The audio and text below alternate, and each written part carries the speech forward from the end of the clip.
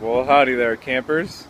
I want to show you an update about the worm pile that I have. It's an outdoor vermiculture system in a wood chip pile at the Laney College Garden, right here by Lake Merritt, by the inlet that leads out to the bay, San Francisco Bay. That's actually an estuary, not a bay.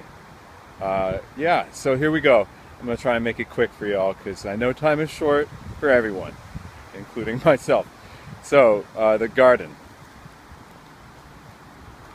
Pretty cool. It's really going. The heat has been holding out as fall sets in. These gardeners here are doing a communal thing, really neat. They use a lot of fertilizer, I heard, or they were, and the Chi Touch, this guy, Cambodian fellow, he told me that he wants to use something more natural. So I showed him this worm pile. I'm going to show you real quick. There's the inlet to Lake Merritt. Right out there, goes out to the bay. So you've got a marine environment and it's nice and wet around here, a lot of water in the air. Really cool, moderate temperatures, never gets too hot or too cold because we're right by the water. It's that marine effect. The water holds the heat and keeps it cool. It stabilizes the environment around here.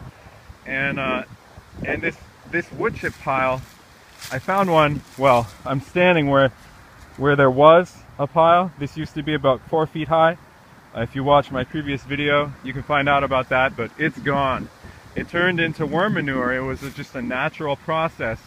So this pile here, I'm trying to do the same thing. It's about 5 feet high. So I started with a larger pile. I kind of jumped it up, hopped it up with a little bit of goose manure. I found out it's goose poop and not seagull poop. And the geese are here year round. Again, because of the marine effect, they don't bother to fly anywhere. They just kind of hang out all year long and eat stuff and poop, and it's a great, consistent, constant source of nitrogen. So what I did is, this wood chip pile just is really composed of a bunch of carbon. It's just brown matter galore. Lots of brown matter, no heat there. It just is gonna sit there for a long, long time and take a really long time to decompose, unless you add nitrogen, which I've been doing. And so I formerly thought that you could just, like, you know, add nitrogen, a lot of nitrogen, and it would cook, right? The bacteria and some fungi would take over and it would just create a really hot pile. You know, it would cook it really fast, it would decompose really quickly. But no, that's not the only thing that happens. So I've covered it up with canvas to kind of set the space here. It's a communal garden. People just do whatever they want here, which I find really cool. And it's also been a bit of a hindrance because I want to do some stuff where, I don't know, I need to like have space set apart because no one really understands what's going on. So I've just been kind of quote unquote setting the space using this canvas. Let me know if I'm talking too loud. I do that a lot. Anyway, so, oh, that's cool. Little plant going. This plant has sprouted because of the heat. That's a really good indicator for you guys who can't feel the heat emanating from this soil. But it's warm. It's warm to the touch. It's a little cool out. Yeah, maybe 100 degrees or so, maybe more. I wonder if that's a carrot. Anyway, dig down just a teeny bit. It's moist. It's warm. And look at that. I don't know if you can see the consistency here, but that is not just wood chips. That's, see that little movement? That is worm manure. If you sifted this out right now already, you've got a lot of worm manure in here. Worm droppings, worm poop. Poop is just essential to the cycle of life and to fertility in a natural system. And that's what this is. This is a natural system that, again, has been hopped up. It's been jumped up. It's been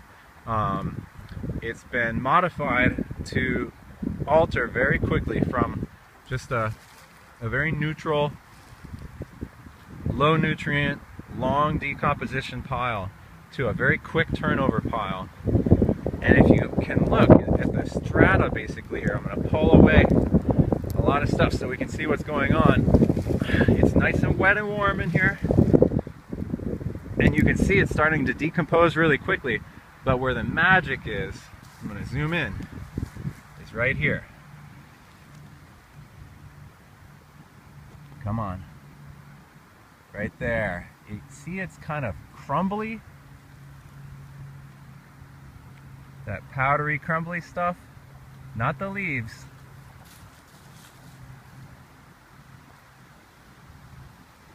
There. Very soft to the touch, spongy. That's worm manure right there. That is not compost per se. It's not bacterial sourced compost. That is worm manure. That's worm excrement, worm poop. And that stuff is magic in the soil. It'll chelate the lead and all sorts of other pollutants, essentially putting a shell around it so it no longer bonds to the soil and sits in there. It becomes inert, and when it rains, it washes down through the soil profile and becomes unavailable to the plants. And so soil that was formerly dangerous to grow food in becomes safe, or at least safer.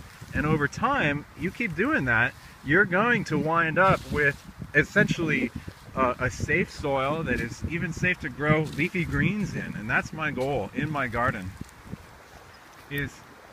And in all these urban environments, I think that that's really the secret to our survival.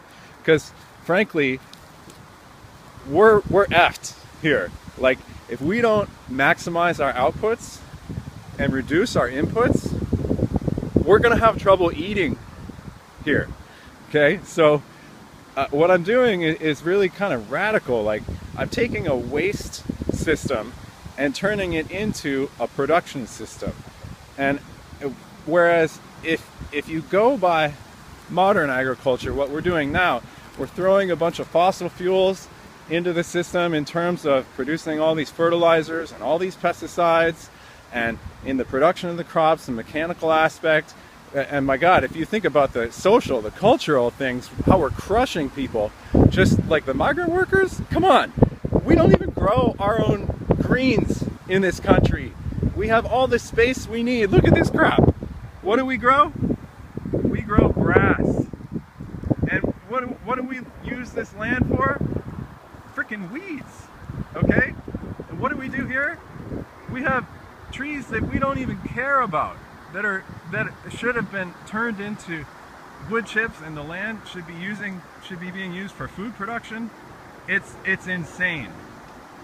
And we're worried about, we say we're worried about hunger. So anyway, we need to be coming up with solutions here, and fast, or like I said, we are really all gonna die.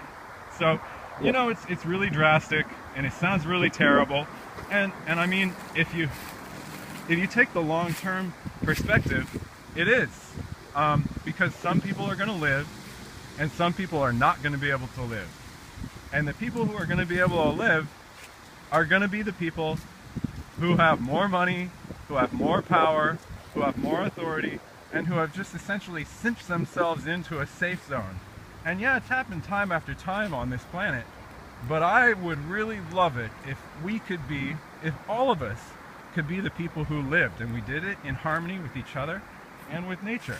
And I think that that's the future here. That's our future. If we choose to take these things on and really attack the problems and really address the problems, instead of taking this victim mode of, oh gosh, I wish it was better, and I think somebody should come up with a solution, and I wish the UC system would change, and I wish the government was better and more responsive. And if we took a more direct approach to the problems at hand and just acted a little bit more cooperatively and allowed people to come up with creative solutions like this, and all sorts of other things that people have. Like, I'm just a little teeny piece of the pie, but I've never seen anything like this, right?